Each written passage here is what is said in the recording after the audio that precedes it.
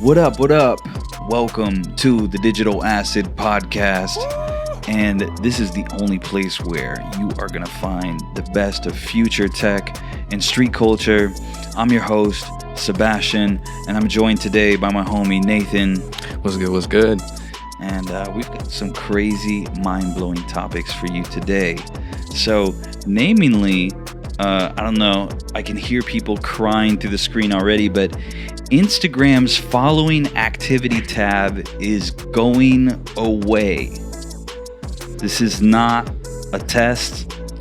It is happening. And we're going to jump into that and more. Oof.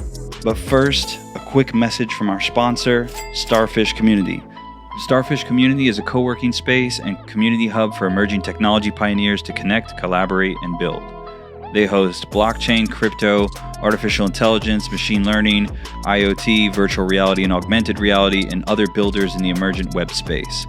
They do some awesome events, and if you'd like to find out more about Starfish Community, you can visit their website at starfishcommunity.com. So, Instagram is getting rid of the following activity tab. So you're talking about when you press the little heart at the bottom, then you swipe over to see what people that you're following are liking and interacting with, right? Exactly. Okay. So it says, no longer can you cringe while seeing your friends or coworkers' thirsty late night likes. Oof. So really where you see all their activity and movement, that's where they draw the line. So this article is from BuzzFeed, and I guess we can jump into this really quick. So Instagram launched its following tab as an early feature back in 2011, long before its Explore tab debuted.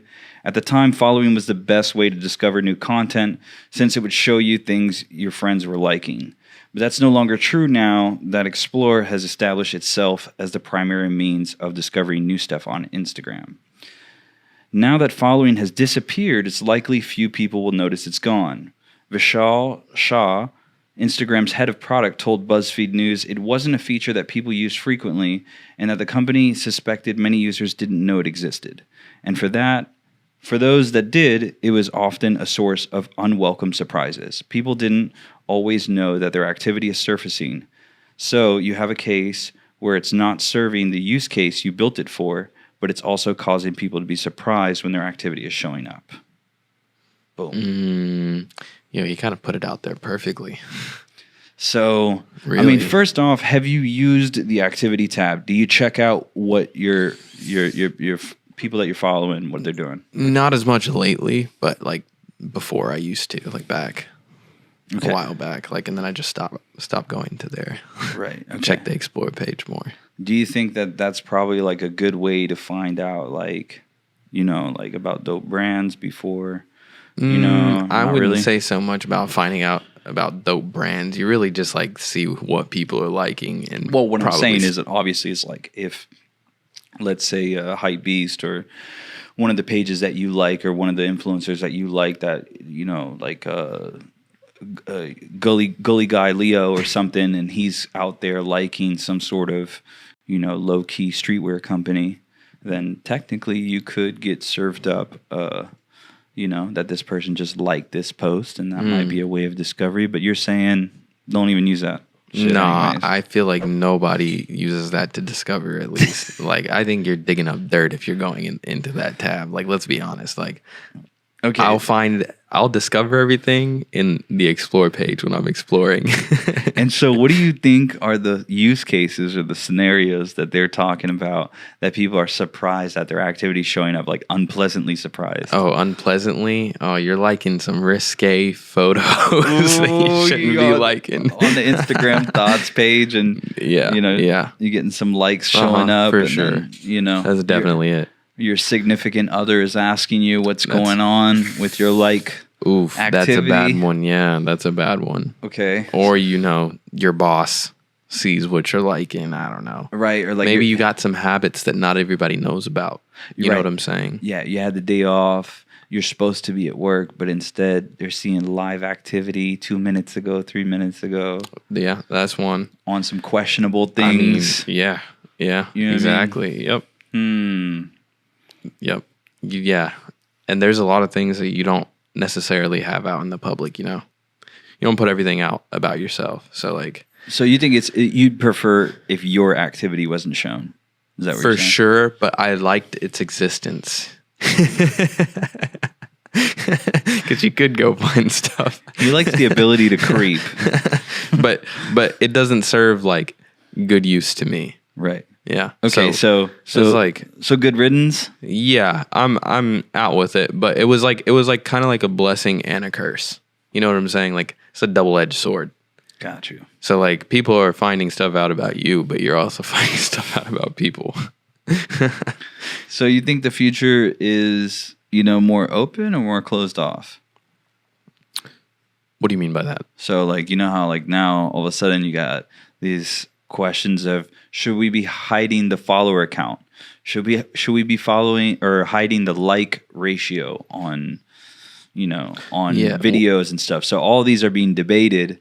And the question is that, do you think that the future is us kind of taking away the visibility of how well things are doing to soften the sort of what they're saying is damage on, people's self-esteem and whatnot? I think that's the main driver here.